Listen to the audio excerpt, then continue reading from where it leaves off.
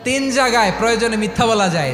এক নাম্বার, আপনার ওয়াইফকে খুশি করার জন্য, সে একটু এরকম না বলে একটু কৌশল করে বললে খুশি হবে, ওটা বলা যায়। দুই নাম্বার, জীবন মরণের ব্যাপার, যান বাঁচানোর জন্য একটু কৌশল করে ঘুরিয়ে বললেন, এটা জায়েজ। তিন নাম্বার, দুইজন ঝগড়া লাগছে তাদেরকে মিলিয়ে দেওয়ার জন্য কৌশল করে একটু মিথ্যা বলা, ঘুরিয়ে বলা যায়। দুইজনের মধ্যে দেখলেন যে সম্পর্ক খারাপ, একজনরে বললেন, ভাই সে তো ওই দিন আপনার ব্যাপারে অনেক প্রশংসা। কি আমার ব্যাপারে প্রশংসা? কি বললো? এই বললো আপনি নাকি এই করছেন ওই করছেন, অনেক প্রশংসা। লোকটার মন খুশি হয়ে যাবে তার ব্যাপারে, ঠিক কিনা?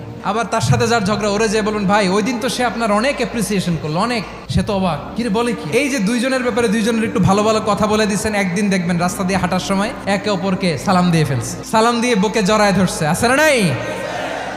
আবার মিলমিশ হয়ে গেছে। কিন্তু আমাদের স্বভাব হইলো, দুই প্রতিবেশী যদি একসাথে বসে একসাথে হাঁটে, দূর থেকে দেখলে আমাদের জ্বলে, আছে না নাই?